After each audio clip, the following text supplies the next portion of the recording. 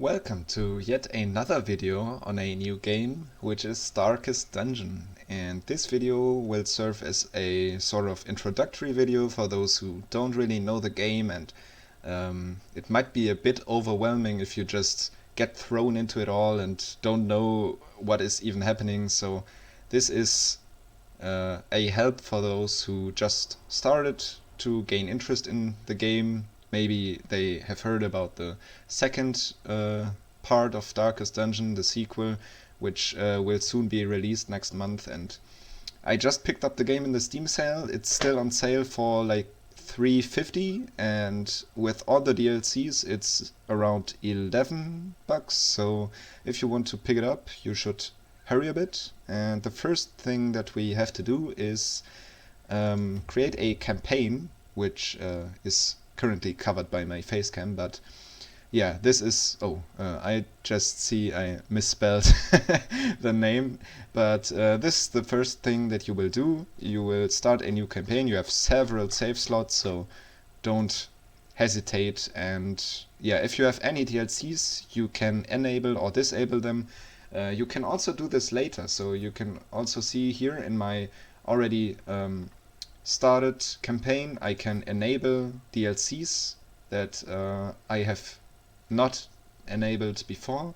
So if I would like to, I could enable the Crimson DLC, but I would suggest, and that's also what many people on the internet did suggest, starting without the Crimson Core DLC. You can keep the others activated. Butcher's Circus is a multiplayer area. District system is for the town. Flagellant and Shieldbreaker are only two classes, and Color of Madness is a free DLC which adds a new region, but this is not to worry about. You can select different difficulties. I am playing on the easiest difficulty. This is also suggested for your first playthrough, and I will just show you what the game is all about and what you have to do here in the Hamlet, which is the place that you are thrown into before and after each quest, because this is a sort of roguelike dungeon crawler. This is a news article. We could pick up a new unit here, but first of all, let's start with the interface. So this is the Hamlet. We have several different areas that we can go to. The Stagecoach, the Tavern, the Sanitarium, the Abbey, Guild, Blacksmith, the Nomad Wagon, and the Ancestor's Memoirs. We will go through them one by one, and first of all we should understand what even is the goal of this game. So we have units here on our right. Currently I have 8 of 10 total units in my crew. If we want to get new units after every quest, this was the wrong button. How do we get back? Back to the Hamlet. Here, the Stagecoach. The Stagecoach gives us new units every week, so after every quest we can hire new units here. It doesn't cost us anything, and with a right click we can also see stats and properties of the units. That is what we will get into now. So the first thing here is the name. Of course, you can rename every character as you wish. The second word here is the Seeker. So this is the rank which the unit is currently at. So you see here, level 0 is a Seeker, level 1 is an Apprentice, level 2 is an Adventurer. You level up by completing quests. And the third thing here is the class. So we have 2 Arbalests and 1 Plague Doctor, and we will just open up the Plague Doctor and just see what he is doing. First of all, we have some indicator on the top left here, which is the level, which is 0 currently. Then we have the XP bar. So resolve XP means we would need 2 experience to reach level 1. This is done by completing 1 quest, very easy. And the third bar is stress. Stress 0 of 200. is a thing that is quite difficult to handle in this game. There are several things that induce stress during a dungeon run, which is monsters, low light level, some attacks, and so on. And stress is really not beneficial, because if you reach 100 stress, you will get negative quirks. So this is, for example, Calm, minus 15% damage on the first round, or Diurnal, minus 2 speed if the torch level is low. If you are above 100 stress, you will get those quirks. If you get more and more stress, if you get close to 200 even, these quirks will manifest. I will quickly see if there is any other unit that says here. This, for example, Fading. This is permanent. We can't, for now, we can't remove this trait. Minus 2 speed, minus 5 dodge. If you reach 200 stress, this will be permanent. And if you want to reduce your stress level, this is either done by camping during a quest, or by using different facilities here in the Hamlet. For example, the Tavern and the Abbey. We will get into that shortly. But for now, keep in mind, stress is bad. Then you have quirks. Quirks are some attributes or properties of your hero. They can develop after each quest, or if you reach a certain stress level. And for now, this Plague Doctor has Natural Swing, which increases its accuracy, and Warren's Explorer, which gives us a higher scouting chance in the Warrens, which is one district. There are also negative quirks, really self-explanatory. And then you have some stats. Max HP is the life points of your unit. The dodge chance is dependent on attacks from the enemy, so with a higher dodge chance between 0 and 100, you have the possibility to evade the enemy attack. Protection is a flat damage reduction, so protection is very rare. Most enemies have protection, so for example 10%, 20%, and this will diminish the damage they or you receive. The speed is also one of the most important attributes.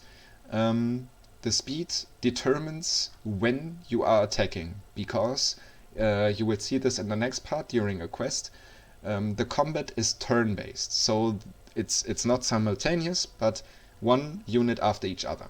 And a higher speed assures you that you will strike preferably, my English is kind of stuck, before the enemy attacks, and this is a huge advantage. The accuracy is one thing. I don't know why it's listed here. It's usually listed with the attacks, but we have a quirk that also increases our accuracy. The accuracy determines whether or not your attack even hits the enemy, because if it doesn't hit, it doesn't deal damage. It's easy as that. Crit is a, I think, 50% more powerful hit, so you have a 2% chance to crit. And the damage is a range of your weapon. We will see down here. The crude sachets have a damage range between 4 and 7. And yeah, then is our equipment. The first slot is always the weapon. It has a damage stat, a crit stat, and a speed stat. And the second one is your armor. The armor determines your dodge stat and your HP.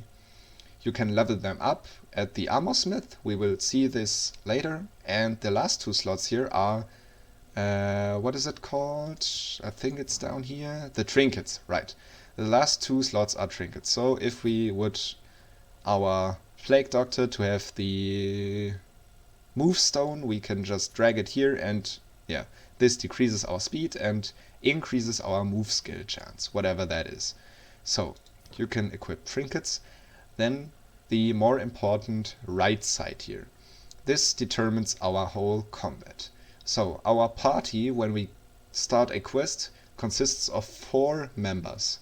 These members stand at different positions. So we already see here which position the Plague Doctor prefers the most, which is the 3rd position. They stand right next to each other. These positions can also change, and the positions are also important to hit your attacks, because your attacks you see here for red and for yellow circles, and from these yellow circles the first three, or the last three, as you could imagine if this was a fight, here is our first unit, second, third and fourth, same for the enemy, first, second, third and fourth. So this Noxious Blast ability can be casted from the fourth, the third and the second position, but not from the first. That's why this is less occupied here. And it can hit the first two enemies. So the first and the second position can be targeted, the third and the fourth cannot. This is important because you don't want to attack the first units every time, because usually the strongest units are those in the back line. And the abilities can either be ranged or melee. So you see here the Incision, for example, is a melee ability. And you always have an accuracy determined for this ability, which is 95%. An important thing to keep in mind is that your accuracy can never exceed 90%. So you always have a chance to miss the attack of at least 10%. But the accuracy also counteracts the enemy dodge chance. So this is a rather complex system. Then we have one factor, which is the damage modifier. So you see here, damage modifier for Noxious Blast is minus 80%, which means that this damage range of 4 to 7 gets reduced to probably 1 to 2. And this is first of all bad, but then there is the additional effect of Blight. So we will get to Blight here down in the resistance type, but the Blight is one debuff that we can affect the enemy with, and you see here it deals 5 points of damage each round. So after each turn, when the enemy starts to attack, it will receive 5 points of damage. And this will hold for 3 rounds, and it will also apparently lower the accuracy. I don't know. And this is what all those skills are for. You see here, for example, the Plague Grenade. The 2 red dots here are connected, the third and the fourth position. This means that this attack will hit both the third and the fourth position with Blight also. You see here, very, very low damage, but it afflicts Blight, and this debuff is very good because it deals damage over time. You don't have to hit every time. And here is also a buff ability. We can use this only 2 times per battle, and as you can see, I won't go through every ability, but just so that you get the hang of it. And besides the combat skills, you also have camping skills. This might sound odd at first, but when your quests get longer, for medium and long quests, you have to rest. And you can rest using a campfire, and at the campfire you can use your camping skills. The camping skills have a distinct time cost. So during the camping you have 12 time points, so to say, and each ability costs a bit of time. You see here, Leeches costs a bit more than Pep Talk. And these abilities are mainly to reduce stress. You can see here, for one companion, his stress is reduced for the next 4 battles. And for healing. This ability, for example, removes any debuffs like Blight and Diseases, and it also heals our character for 15%. You can either cast them on a companion, like here, or some abilities also, like here the Self-Medicate, are only castable on yourself. This also removes stress, bleeding, blight, and it increases your accuracy and heals you a bit. This is a very good ability, but only for yourself. And the last thing here, the last major thing, are the debuffs and the resistances. So there are several debuffs in this game, which are the stun. The stun is the you just how to explain it? You hinder the enemy and steal its turn. It can't attack, it can't move, it can do nothing for this turn if it's stunned. The Blight and the Bleeding are 2 damage over time debuffs, so these just drain the enemy's HP. Diseases are sort of like real life diseases. They just impair your movement, your fighting capabilities, and so on. Death blow is a fact that is maybe better explained during combat. The movement is important for abilities that move you around. So if you are standing in the third position as the Plague Doctor, the enemies might have abilities that can move you either to the front or farther to the back, and this counteracts this ability. Then there is also a debuff stat. Enemies can inflict debuffs, and also you yourself can get hit by debuffs, and this is the resistance to getting debuffed, which is dealing less damage. And the last stat is the disarming rate of traps, which is here apparently 60% chance to disarm a trap in the dungeon. And the diseases I already talked about.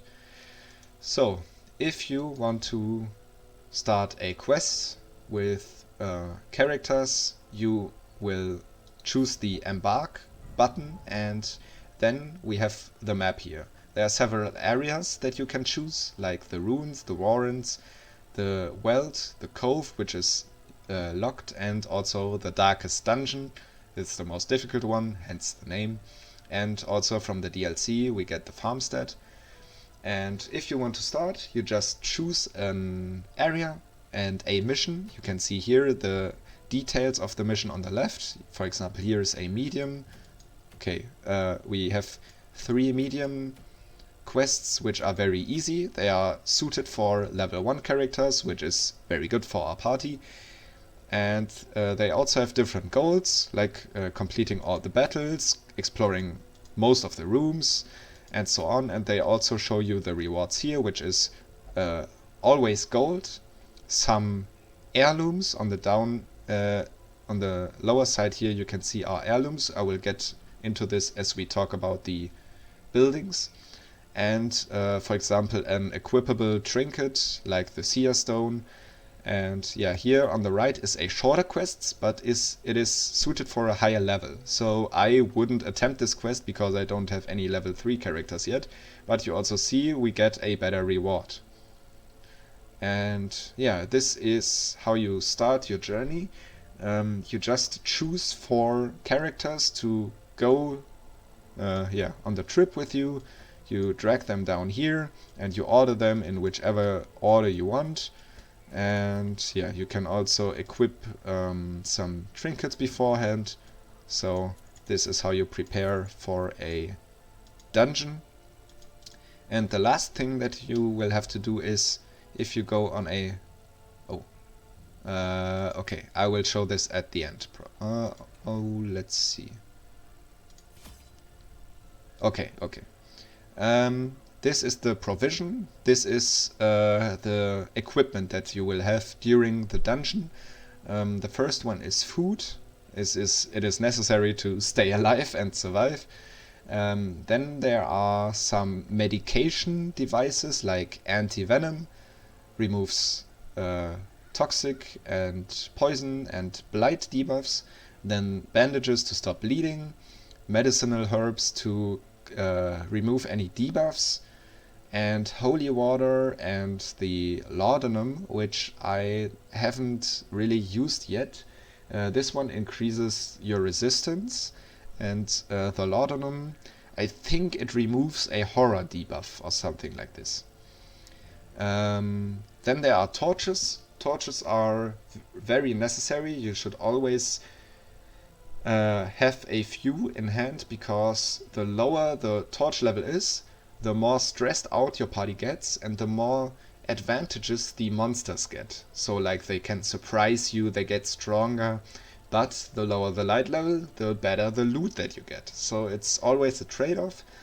For starters, which I also am, I would suggest always keeping your light level above 75. So you don't have any negative effects, you see everything, and a higher light level also increases the chance that you will surprise the enemy, which is very good because you get a free turn in a battle if you surprise the enemy. The last 2 things are a shovel. I would always recommend to take at least 2 shovels with you, because in the dungeon there might be some obstacles that you can face, and to remove these obstacles you can either use your hand, but this is very bad because it gives you instantly 15 stress to every party member, and with a shovel you can avoid that. And you can also use the shovel to break some chests or anything that comes across during your journey to maybe get some more loot. But more promisable might be taking 1 or 2 keys with you. These can unlock loot boxes and treasure chests, and also secret rooms, because if you scout and reveal a secret room on the map, you can open the chest in there with a key, and this will give you very, very high tier loot. So the scouting is a mechanic that is completely random. You always have a chance when completing a room to scout the next parts of the map, so like to the next room, till the next 2 rooms, and this will reveal any hazard or enemy or treasure room as well on your map. So if you have equipped yourself, you can just go and embark and you will start your quest. But for now we will first talk about all the institutions here. So I already mentioned you have these heirlooms down here, which are busts, portraits, deeds, crests, and also shards.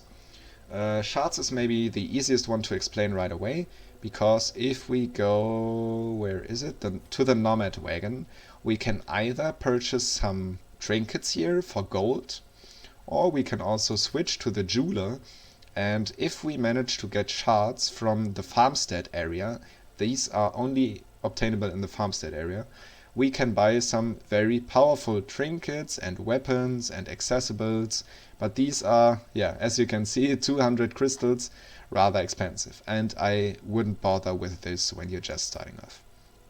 Even the heirlooms, I mean, I have, even the trinkets, I have 18,000 gold, I could afford one. This might be good for the Plague Doctor, because he likes to inflict blight very much, plus 15% debuff skill chance. You can buy these if you have the gold, but the most important factories or institutions here are the stress relief institutions like the Tavern and the Abbey, and also the equipment institutions, namely the Blacksmith and the Guild. Let's start with the Blacksmith.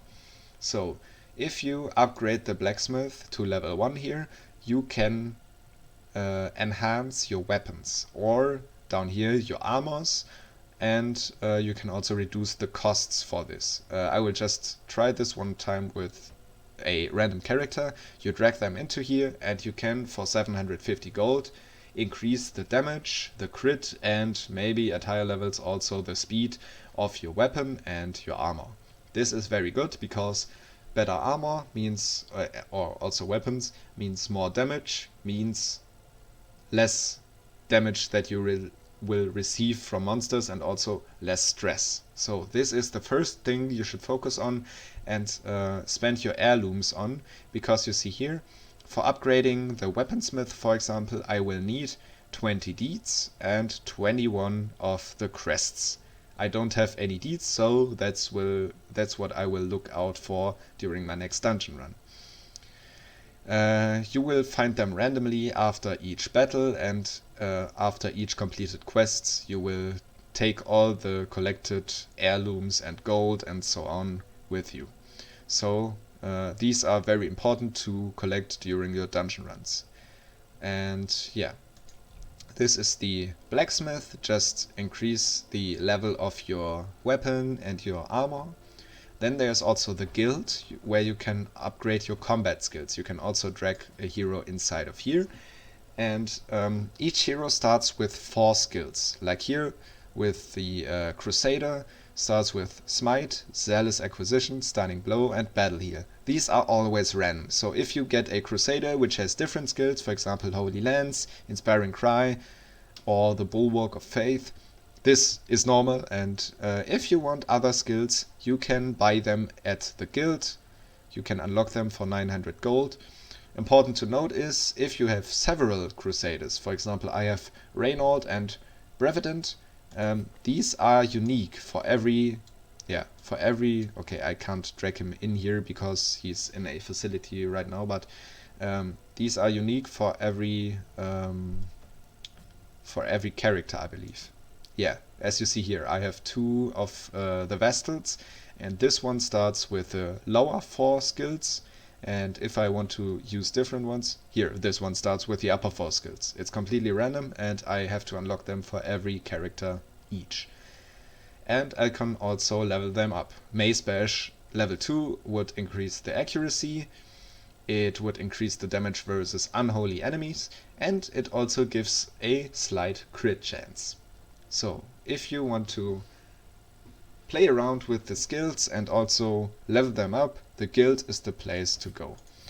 In the guild you can also increase the levels to which you can upgrade your abilities. For example, right now I could only increase it to level 2, and also again the costs of it. So then it wouldn't cost like 225 but more like 200 probably. That's that. The guild and the blacksmith, very, very important. Then I mentioned stress during my character introduction, and for example we see here Morbine has a stress level of 80, which is very high. She was with me in the last dungeon run, so that's why it's so high, and it would be best to relieve some stress before taking her back to the dungeon, because she will get negative quirks and so on. And we have 2 options for this. The Tavern offers you to either drink at the bar, gamble at the gambling hall, or visit some brothel. To whatever. But these merely do the same, so it's not important where in those 3 slots you put your character, but over time they could develop some negative quirks that shrink the possibilities that you have. For example, Dismas here has a negative quirk which doesn't allow him to gamble when he's in town. So for him we could only choose, I can show this, we can't choose the gambling hall, we could only use the bar or the brothel. And this can become even more severe. For example, Morbine has a negative quirk which only lets her relieve her stress in the Flagellate, which is right next here in the Abbey. The Abbey has also 3 things to release your stress: the Cloister, the Transept, and the Penance Hall. And for example, Morbine would only go into the Penance Hall. So that's probably what I will do now, because she has a very high stress level. You have to pay 1,500 for it, and you can't use her during your next quest. You can only use her after you completed the next quest, and then she will have a lower stress level. And a good thing about this, it can also remove negative quirks. So if we are lucky, the next time that she comes out of the Penance Hall, it could be possible that the Flagellant or the scientific trait goes away and gets healed.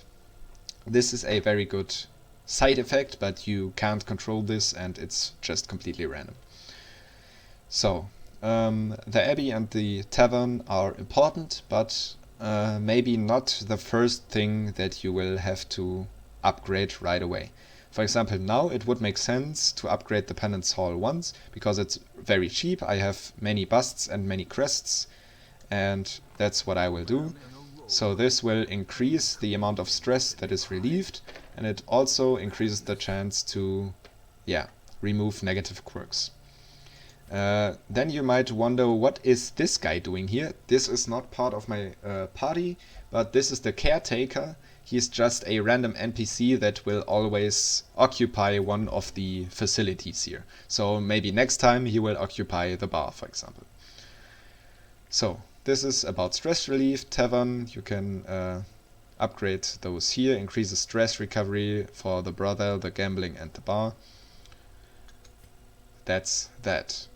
I am not sure about this, but I would assume if you, for example, throw Dismas every time into the brothel, he might develop a negative quirk that,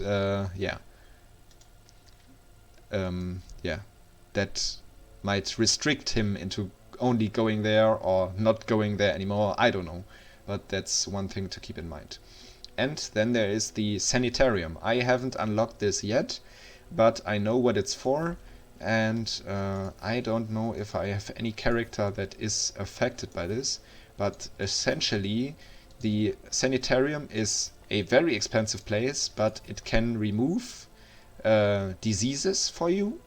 So if you have a character with any disease coming out of the dungeon, you can throw them into the sanitarium and it will get rid of this disease. And I think, I'm not completely sure about this, but I think that the sanitarium can also get rid of these permanent negative quirks like fading and wealth phobe. I'm not sure, but I think that's what the sanitarium is for, and it's really expensive. For example, like the Abbey is 1,200 gold and the sanitarium will be 3,000 or 5,000 gold. That's the order of magnitude that you have to think about. And yeah, that's most of the things that I need to explain. These are all story related. The Ancestor's Memoirs, you can watch all the cutscenes that you have seen so far. Just a bit of lore. And then there's also the Butcher's Circus, which is one DLC. This is a multiplayer area. So this has nothing to do with your party and your heroes before. This is just, you will get new heroes, you will get new skills, and this is just a little PvP. I haven't tried this yet, but I can imagine it's quite fun. And yeah, that's the most important things that I wanted to show you. Maybe one thing to keep in mind, because I just now talked about the Abbey and the Tavern for the stress relief. If you have characters that are very, very, sick and very ill and have many negative quirks, like, I mean, the Plague Doctor has 4 positive quirks, which is very good, but if, let's imagine, he had no positive quirks and these 3 negative quirks, and had also maybe a stress level of 60 or 80 or even above 100, it's not worth to keep him. Even if, I mean, he's only level 1. I think the max level is level 5, so there's lots of room to improve, and don't be afraid to just kick some members of your party if they are in a bad spot. You don't have to invest all the money to heal every single negative quirk of them. I mean, some of them are also not, that important. For example, the wealth phobe here, plus 20% stress in wealth, it is not taking effect if you're not in the wealth. So if we take a look here, this will only affect you here. But if we go on a trip to the ruins or the warrens or the cove, this is completely irrelevant to us. So you don't have to heal every negative quirk, and you also don't need to keep your members because you will get new ones every week. The stagecoach will, you can also grade him, you can also get upgrades here, oh my god, which increases the number of heroes that gets displayed every week from 3 to 4 to 5 and so on. This also increases your party size, so not your party size but your roster size. For example, now I can only have 10 units in my roster, but if I level this I can have 13, and I don't know what this is about. It provides a chance of higher level recruits. Okay, so they won't start at level 0 but maybe at level 1 and so on. So don't be afraid to just kick some members of your party if they don't deliver. You can, I think, just drag and drop them out, or just here, dismiss the hero. If he was very sick and had bad negative quirks, just dismiss him, and you can also change your name here if you like to. This is the sort of introductory part. You also have the glossary if you want to read through all of the terminology, like crits, the death blow, and everything that I haven't explained in this guide. And yeah, here are the options. That's everything you need to know, and I hope this was helpful to you. If you have watched until now, I am planning to make a sort of let's play or some irregular videos on this game.